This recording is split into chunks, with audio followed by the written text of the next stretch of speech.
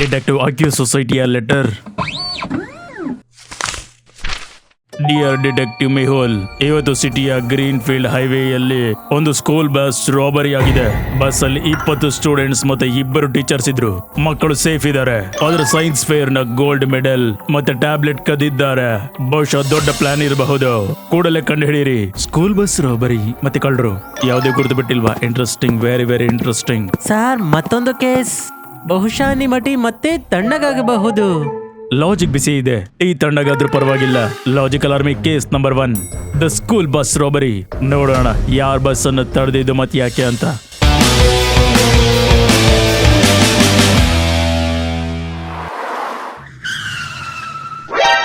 ಒಂದು school trip ಮತ್ತೆ simple journey ಮತ್ತೆ ನಡು ರಸ್ತೆಯಲ್ಲಿ ರಾಬರಿ. ಯಾರೋ ಪ್ಲಾನ್ ಅನ್ನ ಮೊದಲೇ ಮಾಡಿಟ್ಟಿದ್ದಾನೆ. ಸರ್, 3 ಜನ ಬಂದಿದ್ರು, ಮಾಸ್ಕ್ ಹಾಕಿದ್ರು. ಆ ರೋಡಲ್ಲೇನೋ ಬ್ಲಾಕ್ಸ್ ಅನ್ನ ಇಟ್ಟು ಬಸ್ ತಡೆದಿದ್ದಾರೆ. ಮತ್ತೆಲ್ಲ ಕದೋದ್ರು. ಮೆಡಲ್ಸ್, ಟ್ಯಾಬ್ಲೆಟ್ಸ್ ಮತ್ತೆ ಸೈನ್ಸ್ ಫೇರ್ ನ ಕ್ಯಾಶ್ ಬಾಕ್ಸ್ ಕೂಡ.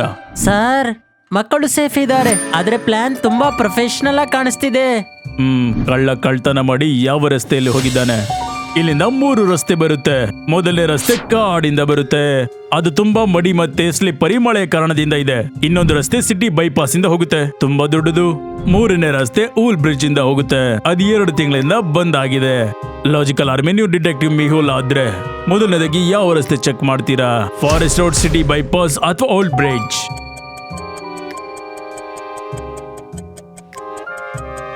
ಸರಿಯಾದ ಉತ್ತರ ಸಿಟಿ ಬೈಪಾಸ್. ಯಾಕಂದ್ರೆ ಫಾರೆಸ್ಟ್ ರೋಡ್ ಅಲ್ಲಿ ಗಾಡಿ ಸಿಕ್ಕಾಕೊಳ್ಳುತ್ತೆ. ಮತ್ತೆ ಓಲ್ಡ್ ಬ್ರಿಡ್ಜ್ ಅಂತೂ ಬಂದಾಗಿದೆ. ಅಂದ್ರೆ ಎಸ್ಕೇಪ್ ರೋಡ್ ಸಿಟಿ ಬೈಪಾಸ್ ಏನೇ. ಸರ್, ಬನ್ನಿ CCTV ಫುಟೇಜಸ್ ನೋಡೋಣ.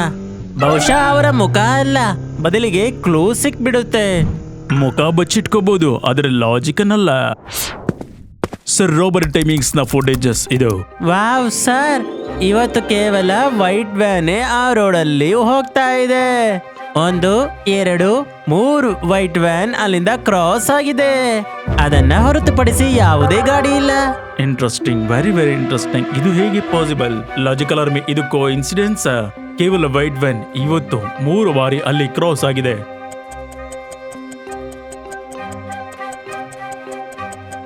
ಇಲ್ಲ, ಇದು ಪಾಸಿಬಲ್ ಇಲ್ಲ. ನೋಡಿ, same van, same colour, same number plate. ಪದೇ ಪದೇ ಅಂದ್ರೆ CCTV ಫುಟೇಜಸ್ ನ ಹ್ಯಾಕ್ ಮಾಡಿ ಯಾರೋ ಲೂಪ್ ಮಾಡಿದ್ದಾರೆ. ರಿಯಲ್ ಎಸ್ಕೇಪ್ ಆ ಟೈಮಲ್ಲಿ ಆಗ್ತಾ ಇತ್ತು. ಕ್ಯಾಮ್ರಾದಲ್ಲಿ ರಿಪೀಟ್ ಅಂತ ತೋರಿಸ್ತಾ ಇತ್ತು. ಸರ್, ಹಾಗಾದ್ರೆ ಅವರು ಪೂರ್ತಿ ಕ್ಯಾಮರಾವನ್ನ ಮೂರ್ಖರನ್ನಾಗಿ ಮಾಡಿದ್ದಾರೆ.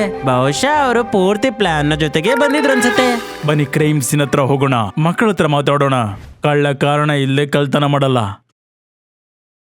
ಫ್ರಂಟ್ ರೋಲಿ 3 ಬ್ಯಾಗ್ಸ್ ಹಾಕಿದೆ. ಪ್ರತಿ ಸೀಟಲ್ಲಿ 1 ಅಥವಾ 2 ಬ್ಯಾಗ್ ಇದೆ. ಸರ್, ಬಹುಶಃ ಮಕ್ಕಳನ್ನ ತಪ್ಪಾಗಿ ಇಲ್ಲಿ ಇಟ್ಟಿರಬಹುದು. ಒಂದು ಬ್ಯಾಗ್ ಮೇಲೆ ನೇಮ್ ಟ್ಯಾಗ್ ಕೂಡ ಮಿಸ್ಸಿಂಗ್ ಇದೆ. ಮತ್ತೊಂದು ಬ್ಯಾಗ್ ಮೇಲೆ ಟ್ಯಾಗ್ ಉಲ್ಟಾ ಇದೆ. ಸ್ಟ್ರೇಂಜ್. ಈ ಬ್ಯಾಗ್ ಯಾರದು? ಸರ್, ನಂದು ರೆಡ್ ಬ್ಯಾಗ್. ಮತ್ತೆ ಈ ಬ್ಲೂ ಬೇರೆ ಯಾರದ್ದು? ನಾನು ಗೊತ್ತಿಲ್ಲ. ಸರ್, ಟೀಚರ್ ಹೇಳಿದ್ರು ಈ ಕಳ್ಳರು ಬಂದಾಗ ಅವರು ಫಸ್ಟ್ ರೋ ಅಲ್ಲಿ ತುಂಬಾನೇ ಸಮಯ ಕಳೆದ್ರು ಅಂತ.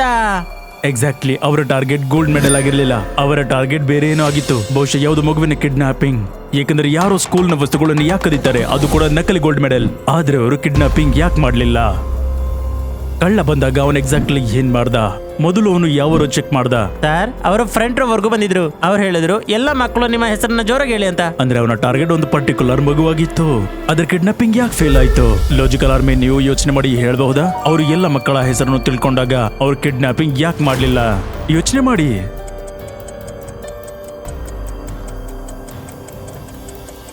ಬಹುಶಃ ಕನ್ಫ್ಯೂಷನ್ ಆಗಿರ್ಬೋದು. ಯೋಚನೆ ಮಾಡಿ, 1 ಅಥವಾ 2 ಮಕ್ಕಳ ಹೆಸರು ಸೇಮ್ ಇರ್ಬೋದು. ಆಗ ಯಾವ ಮಗುವನ್ನ ಕಿಡ್ನಾಪ್ ಮಾಡೋದು? ತಪ್ಪಾದ ಮಗುವನ್ನ ಕಿಡ್ನಾಪ್ ಮಾಡಿದ್ರೆ ಪ್ಲಾನ್ ಫೇಲ್ ಆಗುತ್ತೆ. ಸ್ಕೂಲಲ್ಲಿ ಸೇಮ್ ಹೆಸರಿನ ಮಕ್ಕಳು ಇದ್ದಾರಾ? ಸರ್, ಆಕ್ಚುಲಿ ಹೌದು. ನಮ್ಮ ಬಳಿ ರಿಹಾನ್ ಎಂಬ 3 ಜನ ಮಕ್ಕಳಿದ್ದಾರೆ. ಎಕ್ಸಾಕ್ಟ್ಲಿ. ಇದೇ ಅವರ ಕನ್ಫ್ಯೂಷನ್ ಆಗಿತ್ತು. ಅವರು ರಿಹಾನ್ ಆಯ್ಕೆ ಮಾಡಿದ್ರು ಮತ್ತೆ 3 ಜನ ಮಕ್ಕಳು ನಿಂತ್ಕೊಂಡ್ರು. ತಪ್ಪಾದ ಮಕ್ಕಳು ಕದಿಬಹುದು ಅಂತ ಕಿಡ್ನಾಪರ್ಸ್ ಭಯಪಟ್ಟಿದ್ದಾರೆ. ಹಾಗಾಗಿ ಅವರು ಕಳ್ತನ ಮಾಡೋ ಹಾಗೆ ಆಕ್ಟಿಂಗ್ ಮಾಡಿದ್ದಾರೆ ಮತ್ತೆ ಓಡ್ ಹೋಗಿದ್ದಾರೆ. ಸರ್, ಕಳ್ತನ ಹಾಗಾದ್ರೆ ಅವನು ಕವರ್ ಅಪ್ ಆಗಿತ್ತು. ಅವರ ನಿಜವಾದ ಪ್ಲಾನ್ ರಿಹಾನ್ ಅನ್ನ ಕಿಡ್ನಾಪ್ ಮಾಡೋದಾಗಿತ್ತು. ಖಂಡಿತ. ಈಗ ಪ್ರಶ್ನೆ ಏನಂದ್ರೆ, ಅದಕ್ಕೆ ಅವರು ಹೇಳಿದ್ರು ಬಸ್ ಅಲ್ಲಿ ರಿಹಾನ್ ಹೆಸರನ್ನ ಹುಡುಗ ಕೂತಿದ್ದಾನೆ ಅಂತ. ಆ ಬ್ಯಾಗ್ ತಪ್ಪಾಗಿ ಬಸ್ಗೆ ಬಂದಿತ್ತು. ಆಗಾಗ ಅದು ಪೂರ್ತಿ ಕೇಸನ್ನ ಉಲ್ಟಾ ಮಾಡುತ್ತೆ. ಸರ್, ಒಳಗಡೆ GPS ಮತ್ತೆ ಒಂದು ಫೈಲ್ ಇದೆ. ಫೈಲ್ ಅಲ್ಲಿ ನೋಡಿ, ಮೆಡಿಕಲ್ ರಿಪೋರ್ಟ್ ಮತ್ತೆ ಒಂದು ಅಡ್ರೆಸ್ ಕಾರ್ಡ್. ರೆಹಾನ್ ಕುರೇಶಿ, ತಂದೆ ಹೆಸರು ಜಾವೇದ್ ಕುರೇಶಿ. ಇದರಿಂದ ನಮಗೆ ತುಂಬಾ ಕ್ಲೂಸ್ ಸಿಕ್ಕಿದೆ. ಅದ್ರ ಏನೇನು?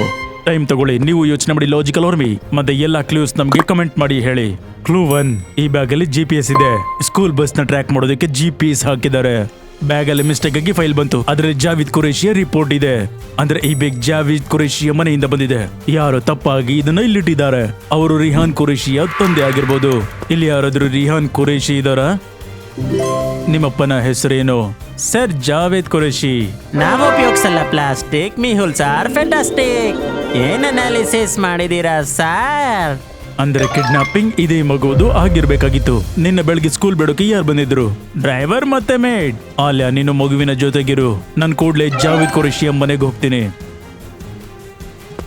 ಡಿಟೆಕ್ಟಿವ್ ಮೆಹುಲ್, ನಾನ್ ನ್ಯೂಸ್ ನೋಡ್ದೆ. ಮಗು ಸುರಕ್ಷಿತವಾಗಿದೆಯಲ್ಲ?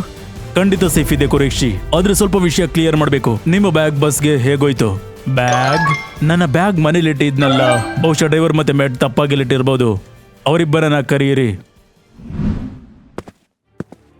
ಬೆಳಗ್ಗೆ ಏನಾಯ್ತು ಅಂತ ಸರಿಯಾಗಿ ಹೇಳಿ. ಮತ್ತೆ ಬ್ಯಾಗ್ ನ ಬಗ್ಗೆ ಏನ್ ಗೊತ್ತಿದೆ ನಿಮ್ಗೆ? ನಾನ್ ಕಾರಲ್ಲಿದೆ ಸರ್. ಬಸ್ ಸ್ಟಾಪ್ ವರ್ಗೂ ಹೋಗಿದ್ದೆ. ರಿಹಾನ ಗೇಟ್ ವರ್ಗೂ ಮೇಡ್ ಕರ್ಕೊಂಡೋದ್ಲು. ನಾನ್ ಕಾರಿಂದ ಹೊರಗೆ ಬಂದಿಲ್ಲ. ಬ್ಯಾಗ್ ನ ಬಗ್ಗೆ ನನಗೇನು ಗೊತ್ತಿಲ್ಲ. ಸರ್, ನಾನು ರಿಹಾನ್ನ ಬಸ್ಸಲ್ಲಿ ಕೂರಿಸಿ ವಾಪಸ್ ಬಂದೆ. ಬ್ಲೂ ಬ್ಯಾಗ್ ನ ಬಗ್ಗೆ ನನಗೆ ಏನೂ ಗೊತ್ತಿಲ್ಲ. ಇಬ್ಬರ ಮಾತನ್ನ ಕೇಳಿ ಮೆಹುಲ್ ಅರ್ಥ ಮಾಡ್ಕೊಳ್ತಾನೆ ಯಾರು ಸುಳ್ಳು ಹೇಳ್ತಿದಾರೆ ಅಂತ. ನೀವ್ ಅರ್ಥ ಮಾಡ್ಕೊಂಡ್ರ ಲಾಜಿಕಲ್ ಆರ್ಮಿ.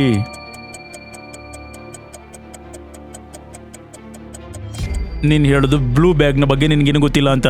ಆದ್ರೆ ನಾನ್ ಯಾವತ್ತು ನಿಂಗೆ ಬ್ಯಾಗ್ ನ ಕಲರ್ ಅನ್ನ ಹೇಳಿಲ್ಲ. ಅದು ನಾನು ಕೇವಲ ಹೇಳ್ತಾ ಇದೆ ಅಷ್ಟೇ ಸರ್. ಸುಳ್ಳು ಇಲ್ಲಿವರೆಗೂ ನಡೆಯುತ್ತಂದ್ರೆ ಇಲ್ಲಿವರೆಗೂ ಲಾಜಿಕ್ ಅಲೋ ಮಾಡುತ್ತೆ. ಸರಿ ಹೇಳಿ, ಯಾರು ನಿಮ್ಗೆ ಹೇಳಿದ್ದು ಆ ಬ್ಯಾಗ್ ನ ಬಸ್ಸಲ್ಲಿ ಇಡಬೇಕು ಅಂತ? ಮತ್ತೆ ಯಾಕೆ? ಸರ್, ನಾನು ಸುಳ್ಳು ಹೇಳ್ದೆ. ಒಬ್ಬ ವ್ಯಕ್ತಿ ಬಂದಿದ್ದ. ಅವನು ನನಗೆ ಒಂದು ಚಿಕ್ಕದಾದ ಡಿವೈಸ್ ಅನ್ನ ಕೊಟ್ಟ. ಮತ್ತೆ 10,000 ಕೊಟ್ಟ. ಮತ್ತೆ ಹೇಳ್ದ ಇದನ್ನ ರಿಹಾನ್ನ ಬಸ್ಸಲ್ಲಿ ಇಡಿ ಅಂತ.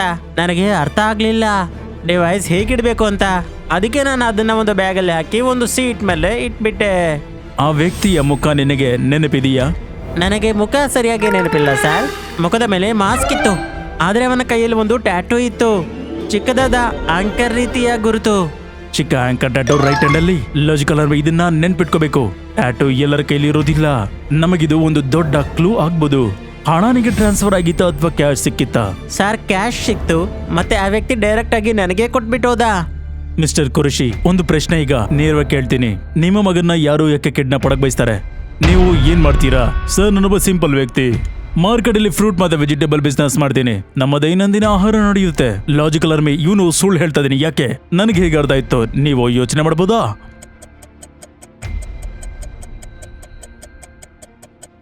ಸುಳ್ಳು ಹೇಳ್ಬೇಡಿ ಮಿಸ್ಟರ್ ಕುರೇಶಿ. ಫ್ರೂಟ್ ಮತ್ತೆ ವೆಜಿಟೇಬಲ್ ಮಾರುವನು ಇಷ್ಟು ದೊಡ್ಡ ಬಂಗಲೆಯಲ್ಲಿ ಇರೋಕ್ಕಾಗಲ್ಲ. ನಾನ್ ಗೇಟ್ ಹತ್ರ ಬರುವಾಗಲೇ ಅರ್ಥ ಮಾಡ್ಕೊಂಡೆ. Imported SUV, foreign cameras, private security ಸಾಮಾನ್ಯ ಅಂಗಡಿಯ ಮಾಲೀಕನ ಹತ್ರ ಇರುವಂತ ವಿಷಯವಲ್ಲ.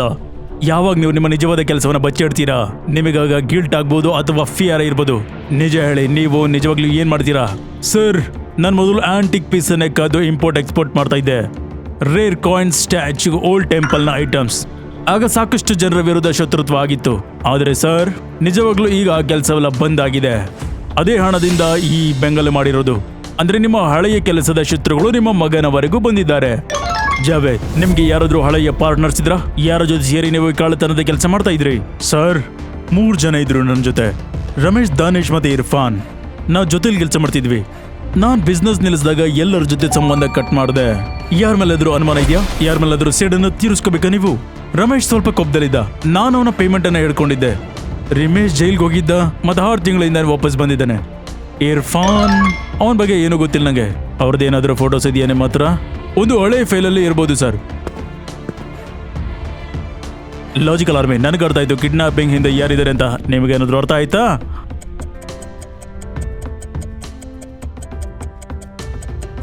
ಈ ವ್ಯಕ್ತಿಯ ಕೈಯಲ್ಲಿ ಆಂಕರ್ ಟ್ಯಾಟೂ ಇದೆ. ಇದು ಅದೇ ಟ್ಯಾಟೂನಾ? ಹಾ ಸರ್, ಇದು ಅದೇ ಟ್ಯಾಟೂ ಸರ್. ಸರ್, ಇದು ದಾನಿಶ್ ಜೈಲಿಂದ ಬಂದಿದ್ದಾನೆ. ಇವನ ಕೂಡಲೇ ಹಿಡಿಬೇಕು. ನನಗೆ ಇವನ ಮನೆಯ ಅಡ್ರೆಸ್ ಅನ್ನ ಕೊಡಿ.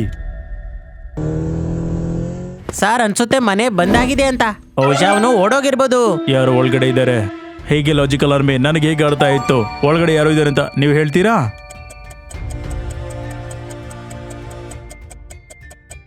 ಸೈಡ್ ವಿಂಡೋ ಓಪನ್ ಇದೆ ಮತ್ತೆ ಕೆಳಗಡೆ ಫುಡ್ ಸ್ಟೆಪ್ಸ್ ಇದೆ. ವಾಪಸ್ ಹೋಗು ಡಿಟೆಕ್ಟಿವ್, ಇದು ನನ್ನ ಸೇಡು. ಲಾಜಿಕ್ ಇಂದ ಯಾರು ತಪ್ಪಿಸ್ಕೊಳಕ್ಕಾಗಲ್ಲ ದಾನಿಶ್.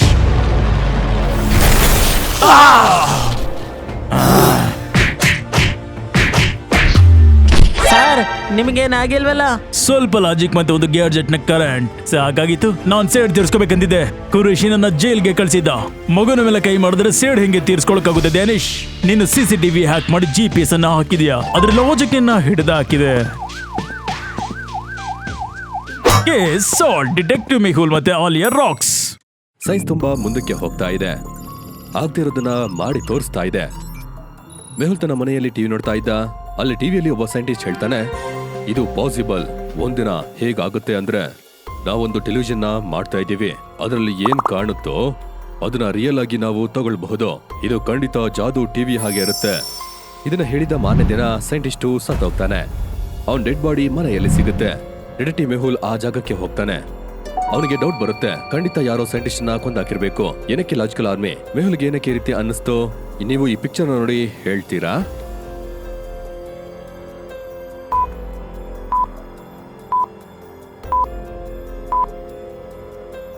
ಸೈಂಟಿಸ್ಟ್ ನ ಕೈಯನ್ನ ಕುಯ್ದ್ಬಿಟ್ಟು ಅವರ ಕೈಯಲ್ಲ ಆ ಬ್ಲೇಡ್ ಅನ್ನ ಇಟ್ಟಿದ್ದಾರೆ. ಆದ್ರೆ ಅವಸರದಲ್ಲಿ ಅದೇ ಕೈಯಲ್ಲಿ ಬ್ಲೇಡ್ ಅನ್ನ ಇಟ್ಟಿದ್ದಾರೆ. ಮೆಹುಲ್ ಬ್ಲೇಡ್ ನ ಎಲ್ಲಾ ಫಿಂಗರ್ ಪ್ರಿಂಟ್ ನ ತಗೋತಾನೆ. ಡೆಡ್ ಬಾಡಿಯ ಕೆಲವು ಫೋಟೋವನ್ನ ಕೂಡ ತಗೋತಾನೆ. ಬಾಡಿಯನ್ನ ಪೋಸ್ಟ್ ಮಾರ್ಟಮ್ ಮಾಡೋದಕ್ಕೆ ಡಾಕ್ಟರ್ ಸಂಜನಾ ಬಳಿ ಕಳಿಸ್ಕೊಡ್ತಾನೆ. ಸ್ವಲ್ಪ ಹೊತ್ತಾದ್ಮೇಲೆ ಡಾಕ್ಟರ್ ಸಂಜನಾ ಕಾಲ್ ಮಾಡ್ತಾರೆ. ಸೈಂಟಿಸ್ಟು 6 ಗಂಟೆ ಮುಂಚೆ ಸತ್ ಹೋಗಿದ್ದಾರೆ ಅಂತ ಅವಳು ಹೇಳ್ತಾಳೆ. ಅಂದ್ರೆ ಸೈಂಟಿಸ್ಟ್ ಅನ್ನ ಯಾರೋ ರಾತ್ರಿಯಲ್ಲೇ ಕೊಲೆ ಮಾಡಿದ್ದಾರೆ. ಮೆಹುಲ್ ಪೂರ್ತಿ ಮನೆಯನ್ನ ಹುಡುಕ್ತಾನೆ. ಅಲ್ಲಿ ಅವನಿಗೆ ಏನು ಕೂಡ ಸಿಗೋಲ್ಲ. ಕೊಲೆಗಾರ ಯಾವುದೇ ಗುರುತನ್ನ ಬಿಟ್ಟಿಲ್ಲ. ನಂತರ ಸೈಂಟಿಸ್ಟ್ ನ ಡೆಡ್ ಬಾಡಿ ಫೋಟೋಸ್ ಅನ್ನ ಅವನು ನೋಡ್ತಾನೆ. ಅವನಿಗೆ ಅರ್ಥ ಆಗುತ್ತೆ, ಸೈಂಟಿಸ್ಟ್ ನ ಇಲ್ಲಿ ಕೊಂದಿಲ್ಲ, ಬೇರೆ ಕಡೆ ಕೊಂದ್ಯಾರೆ. ಆ ಡೆಡ್ ಬಾಡಿಯನ್ನು ಎತ್ಕೊಂಡು ಅವ್ರ ಮನೆಯಲ್ಲಿ ಇಟ್ಟಿದ್ದಾರೆ ಅಂತ. ಈ ಫೋಟೋವನ್ನು ನೋಡಿ ನೀವು ಹೇಳ್ತೀರಾ, ಮೆಹುಲ್ಗೆ ಏನಕ್ಕೆ ಆ ರೀತಿ ಅನಿಸ್ತು? ಸೈಂಟಿಸ್ಟ್ ಅನ್ನ ಬೇರೆ ಕಡೆ ಕೊಂದಿದಂತ ಏನಕ್ಕೆ ಅವನಿಗೆ ಅನಿಸ್ತು? ಯೋಚನೆ ಮಾಡಿ ಲಾಜಿಕಲ್ ಆರ್ಮಿ.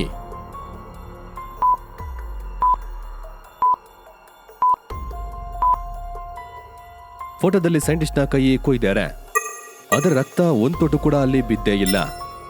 ಇದು ಹೇಗ್ ಸಾಧ್ಯ? ಇದರಿಂದ ಮೆಹುಲ್ಗೆ ಗೊತ್ತಾಗುತ್ತೆ, ಸೈಂಟಿಸ್ಟ್ ನ ಬೇರೆ ಕಡೆ ಎಲ್ಲೋ ಕೊಂದ್ಯಾರೆ. ಅವನ ಅಲ್ಲಿ ಕೊಂದು ಇಲ್ಲಿ ತಗೊಂಡ್ಬಂದು ಬೀಸ್ಯಾರೆ, ಯಾಕಂದ್ರೆ ಅವ್ರನ್ನ ಎಲ್ಲಿ ಕೊಂದಿದ್ದು ಅಂತ ಗೊತ್ತಾಗಬಾರ್ದು ಅಂತ. ಕೇಸ್ ತುಂಬಾ ಇಂಟ್ರೆಸ್ಟಿಂಗ್ ಆಗಿದೆ.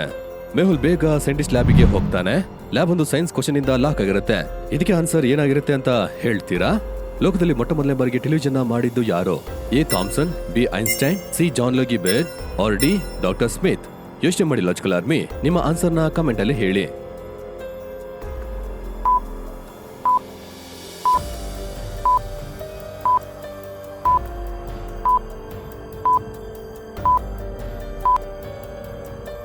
ಇದರ ಆನ್ಸರ್ JL ಬೇರ್. ಮೆಹುಲ್ JL ಬೇರ್ ಅಲ್ಲಿ ಕ್ಲಿಕ್ ಮಾಡ್ತಾನೆ. ಡೋರ್ ಓಪನ್ ಆಗುತ್ತೆ. ಮೆಹುಲ್ ಒಳಗಡೆ ಹೋಗ್ತಾನೆ. ಸರ್ಪ್ರೈಸ್ ಆಗುತ್ತೆ. ಅಲ್ಲಿ ಎಲ್ಲಾ ರೀತಿಯ ಎಲ್ಲಾ ಕಾಲದ ಟಿವಿಯನ್ನ ಇಟ್ಟಿರ್ತಾರೆ. ಅಂದ್ರೆ ಸೈಂಟಿಸ್ಟ್ ಟಿವಿಯಲ್ಲಿ ಸುಮಾರು ರಿಸರ್ಚ್ ಅನ್ನ ಮಾಡಿದ್ದಾರೆ. ಮೆಹುಲ್ ಪೂರ್ತಿ ಲ್ಯಾಬ್ ಅನ್ನ ಸರಿಯಾಗಿ ಇನ್ವೆಸ್ಟಿಗೇಟ್ ಮಾಡ್ತಾನೆ. ಅವನಿಗಲ್ಲಿ ಕೆಲವು ಫಿಂಗರ್ ಪ್ರಿಂಟ್ ಸಿಗುತ್ತೆ. ಅದನ್ನ ಡಾಕ್ಟರ್ ಸಂಜನಾ ಬಳಿ ಕಳಿಸ್ಕೊಡ್ತಾನೆ. ಮೆಹುಲ್ಗೆ ಲ್ಯಾಬ್ ಅಲ್ಲಿ ರಕ್ತ ಕೂಡ ಕಾಣುತ್ತೆ. ಅದರ ಸ್ಯಾಂಪಲ್ ಕೂಡ ಡಾಕ್ಟರ್ ಸಂಜನಾಗೆ ಕಳಿಸ್ಕೊಡ್ತಾನೆ. ಆ ರಕ್ತ ಯಾರ್ದು ಅಂತ ಕಂಡುಹಿಡಿಯೋದಿಕ್ಕೆ.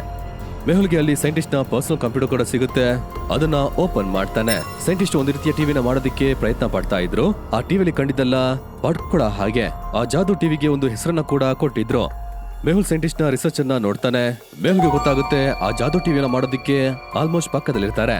ಯಾರಿಗೊತ್ತು, ಆ ಟಿವಿನ ಕಂಡಿದ್ದು ಕೂಡ ಆಗಿರ್ಬೋದು. ಅದಕ್ಕೆ ಮರ್ಡರ್ ಆಗಿರಬಹುದು. ಆವಾಗ ಮೆಹುಲ್ಗೆ ಡಾಕ್ಟರ್ ಸಂಜನಾ ಬಳಿಯಿಂದ ಒಂದು ಕಾಲ್ ಬರುತ್ತೆ. ಲ್ಯಾಬ್ ಅಲ್ಲಿ ಸಿಕ್ಕ ರಕ್ತ, ಸೈಂಟಿಸ್ಟ್ ರಕ್ತ ಎರಡೂ ಒಂದೇ. ಸೈಂಟಿಸ್ಟ್ ಕೈಯಲ್ಲಿದ್ದ ಬ್ಲೇಡ್ ನ ಫಿಂಗರ್ ಪ್ರಿಂಟ್ ಮತ್ತೆ ಲ್ಯಾಬ್ ಅಲ್ಲಿ ಸಿಕ್ಕ ಆ ಫಿಂಗರ್ ಪ್ರಿಂಟ್ ಜೊತೆ ಮ್ಯಾಚ್ ಆಗ್ತಾ ಇದೆ. ಅಂದ್ರೆ ಕೊಲೆ ಲ್ಯಾಬ್ ಅಲ್ಲೇ ಆಗಿದೆ. ಫಿಂಗರ್ ಪ್ರಿಂಟ್ ಆ ಮರ್ಡರ್ದು. ಆವಾಗ ಇನ್ನೊಂದು ಕಾಲ್ ಬರುತ್ತೆ. ನಗರದಲ್ಲಿ ಇನ್ನೊಂದು ಸೈಂಟಿಸ್ಟ್ ಸೂಸೈಡ್ ಮಾಡ್ಕೋತಾರೆ ಅಂತ. ಮೆಹುಲ್ ಆ ಜಾಗಕ್ಕೆ ಹೋಗ್ತಾನೆ. ಸೈಂಟಿಸ್ಟ್ ನೇಣಾಕೊಂಡಿರ್ತಾರೆ. ನೀವು ನೋಡಿ ಹೇಳ್ತೀರಾ, ಇದು ಮರ್ಡರ್ ಅಥವಾ ಸೂಸೈಡಾ? ಸರಿಯಾಗಿ ಯೋಚನೆ ಮಾಡಿ ನಂಗೆ ಆನ್ಸರ್ನ ಕಮೆಂಟ್ ಅಲ್ಲಿ ಹೇಳಿ.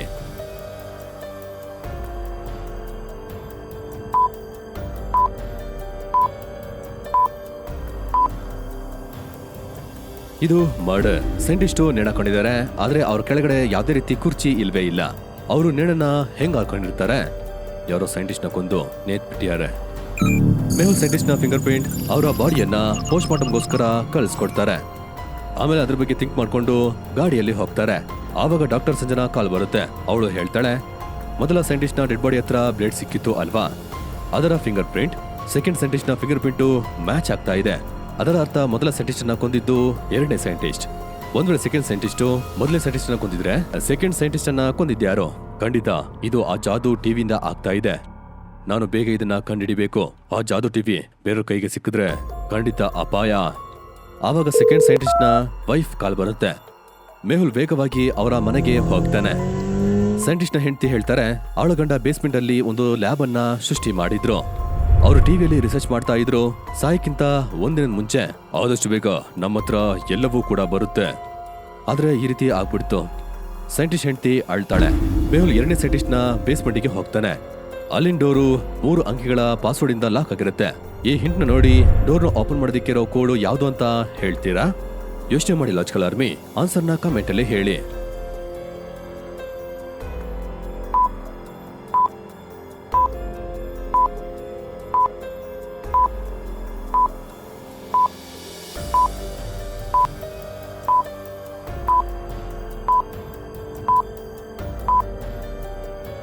ಇದರ ಸೊಲ್ಯೂಷನ್ 343. ಫಸ್ಟ್ 1 ರಿಂದ ಮಲ್ಟಿಪ್ಲೈ ಮಾಡಬೇಕು, ಎರಡನೇದು 2 ರಿಂದ, ಮೂರನೇದು 3 ರಿಂದ, 1 to 3 ಇಂದ 1 into 1 ಆಗುತ್ತೆ 1, 2 into 2 ಆಗುತ್ತೆ 4, 3 into 3 9. ಇದರಿಂದ ಕೋಡ್ 149. ಆನ್ಸರ್ಗೋಸ್ಕರ 3 to 1 ಅಲ್ಲಿ 3 into 1, 2 into 2, 1 into 3. Answer 343. Mehul password ಅನ್ನು ಹಾಕ್ತಾನೆ. ಲ್ಯಾಬ್ ನ ಒಳಗಡೆ ಹೋಗ್ತಾನೆ. ಎರಡನೇ ಸೈಂಟಿಸ್ಟ್ ಕೂಡ ಮೊದಲ ಸೈಂಟಿಸ್ಟ್ ನ ಹಾಗೆ ಎಲ್ಲಾ ರೀತಿಯ ಟಿವಿಯನ್ನ ಅಲ್ಲೇ ಇಟ್ಟಿರ್ತಾನೆ. ಅದ್ರ ಮೇಲೆ ರಿಸರ್ಚ್ ಮಾಡ್ತಾ ಇರ್ತಾನೆ. ಮೆಹುಲ್ ಎರಡನೇ ಸೈಂಟಿಸ್ಟ್ ನ ಕಂಪ್ಯೂಟರ್ ನ ಓಪನ್ ಮಾಡ್ತಾನೆ.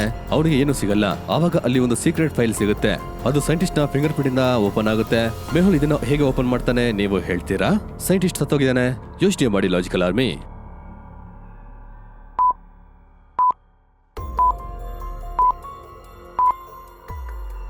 ಮೆಹುಲ್ ಡೆಡ್ ಬಾಡಿಯಿಂದ ಫಿಂಗರ್ ಪ್ರಿಂಟ್ ಅನ್ನ ತಗೊಂಡಿರ್ತಾನೆ. ಆ ಫಿಂಗರ್ ಪ್ರಿಂಟ್ ನ ಕಾಪಿಯನ್ನ ಒಂದು ಗ್ಲೌಸ್ ಅಲ್ಲಿ ಹಾಕೊಂಡು ಓಪನ್ ಮಾಡ್ತಾನೆ. ಅಲ್ಲಿ ಆ ಜಾದೂ ಟಿವಿ ಬಗ್ಗೆ ಎಲ್ಲ ಇನ್ಫಾರ್ಮೇಶನ್ ಸಿಗುತ್ತೆ. ಅವನಿಗೆ ಗೊತ್ತಾಗುತ್ತೆ ಎರಡನೇ ಸೈಂಟಿಸ್ಟು ಈ ಜಾದೂ ಟಿವಿಯನ್ನ ಟೆರರಿಸ್ಟ್ಗೆ ಮಾರ್ತಾನೆ. ಆದ್ರೆ ಆ ಟೆರರಿಸ್ಟು ಇವನು ಟಿವಿನ ಕೊಟ್ಕೊಳ್ಳೆ ಇವನನ್ನ ಕೊಂದಾಕಿರ್ತಾನೆ, ಯಾಕಂದ್ರೆ ಯಾರಿಗೂ ಗೊತ್ತಾಗಬಾರ್ದು ಅಂತ. ಆವಾಗ ಮೆಹುಲ್ಗೆ ಆಲಿಯಾ ಕಾಲ್ ಮಾಡ್ತಾಳೆ. ಕಾಡಲ್ಲಿ ರಾತ್ರೋರಾತ್ರಿ ಮಹಲನ್ನ ಕಟ್ಟಿದ್ದಾರೆ. ಮೆಹುಲ್ಗೆ ಅರ್ಥ ಆಗುತ್ತೆ ಈ ಮೆಹಲ್ನ ಯಾರು ಕಟ್ಟಿದ್ದು ಅಂತ. ನಿಮ್ಗೆ ಗೊತ್ತಾಯ್ತಾ ಲಾಜಿಕಲ್ ಆರ್ಮಿ, ಈ ಮಹಲ್ನ ಕಟ್ಟಿದ್ದು ಯಾರು ಅಂತ?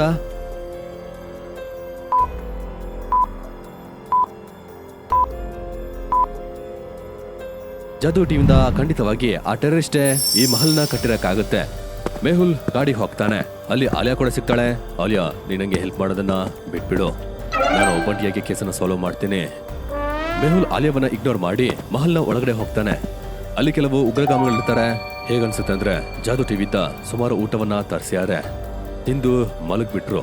ಮೆಹುಲ್ ಜಾದೂ ಟಿವಿಯನ್ನ ತೆಗಿಬೇಕು ಅನ್ನುವಾಗ ಒಬ್ಬ ಉಗ್ರಗಾಮಿ ಅವನನ್ನ ಹೊಡಿತಾನೆ. ಮೆಹುಲ್ ಮೂರ್ಛೆ ಹೋಗ್ತಾನೆ. ಆವಾಗ ಆ ಜಾಗಕ್ಕೆ ಆಲಿಯಾ ಬರ್ತಾಳೆ.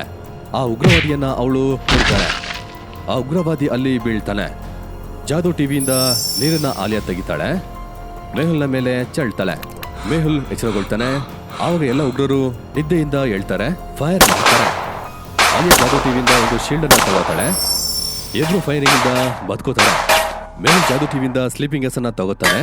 ಎಲ್ಲ ಉಗ್ರರನ್ನ ಅವನು ನಿದ್ದೆ ಮಾಡಿಸ್ತಾನೆ. ಪೊಲೀಸ್ ಬಂದು ಅವರನ್ನ ಹಿಡಿದ್ಬಿಡ್ತಾರೆ. ಜಾದೂ ಟಿವಿಯನ್ನ ನಾಶ ಮಾಡ್ತಾರೆ. Case solved. ಆದ್ರೆ ಇದಕ್ಕೆ ಎಲ್ಲ ಕಾರಣ ಆಲಿಯಾನ ಅಥವಾ ಮೆಹುಲ್? ಕಮೆಂಟ್ ಅಲ್ಲಿ ನೀವು ಹೇಳ್ಬಹುದು.